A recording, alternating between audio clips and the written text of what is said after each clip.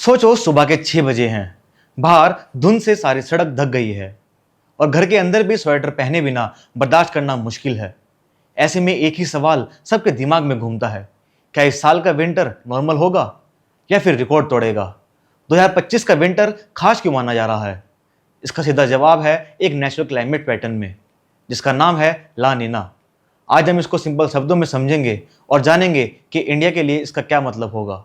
सबसे पहले समझते हैं ला नीना होता क्या है। ये एक क्लाइमेट फिनोमिनन है जो पैसिफिक ओशन के अंदर होता है। पैसिफिक ओशन दुनिया का सबसे बड़ा समुद्र है और जब वहाँ के सरफेस वाटर्स नॉर्मल से ज़्यादा ठंडे हो जाते हैं तो इसे ला नीना कहा जाता है। ला नीना का सीधा कनेक्शन है एक साइकिल से, जिसे हम ENSO कहते हैं, यानी El Nino southern oscillation.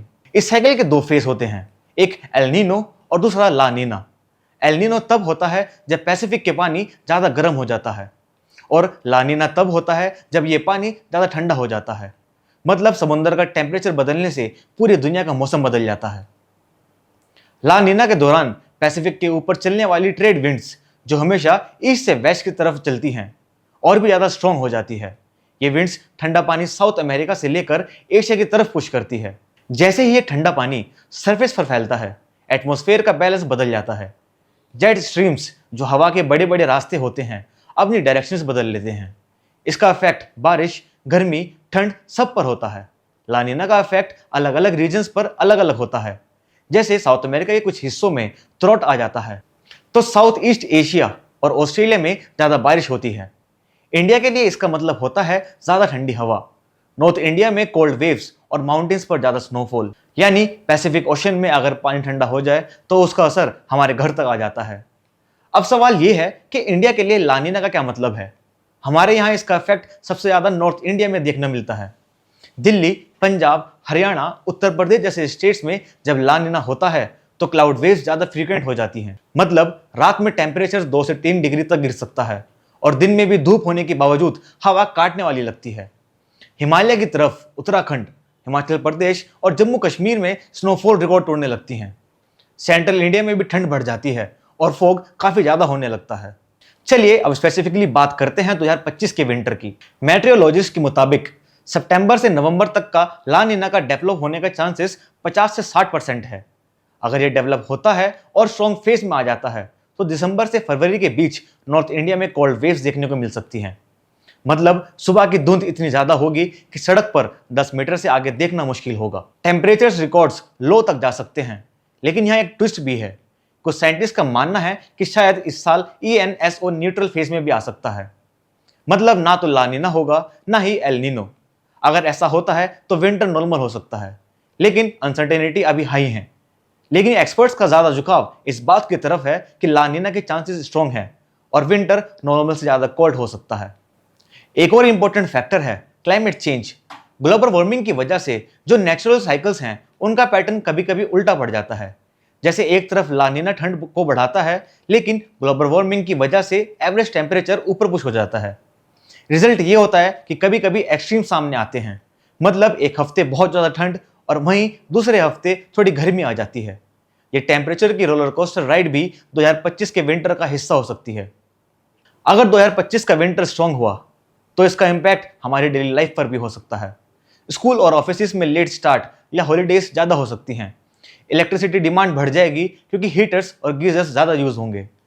Transport system भी अफेक्ट हो सकता है क्योंकि डेंस फॉग से फ्लाइट्स और ट्रेन्स डिले हो जाती हैं। हेल्थ पर भी असर होगा।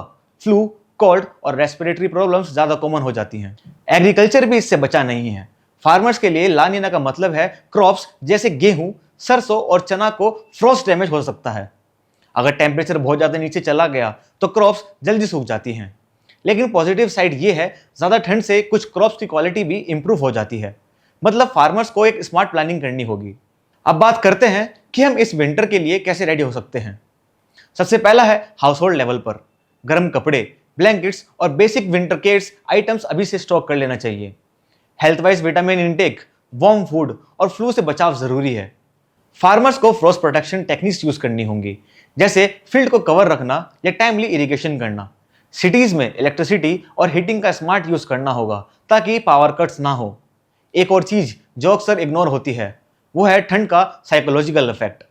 बहुत ज़्यादा कोल्ड होने पर लोग अपने घर में ज़्यादा बंद रहते हैं, आउटडोर एक्टिविटीज़ कम हो जाती है और मूड स्विंग्स ज़्यादा हो जाते हैं।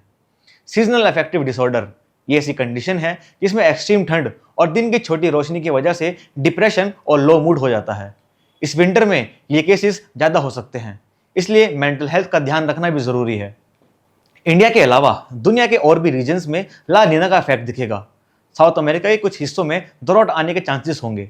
ऑस्ट्रेलिया में हैवी रेनफॉल और फ्लडिंग का रिस्क बढ़ जाएगा और यूएसए के कुछ रीजन्स में भी एक्सट्रीम विंटर्स रिकॉर्ड तोड़ सकती हैं।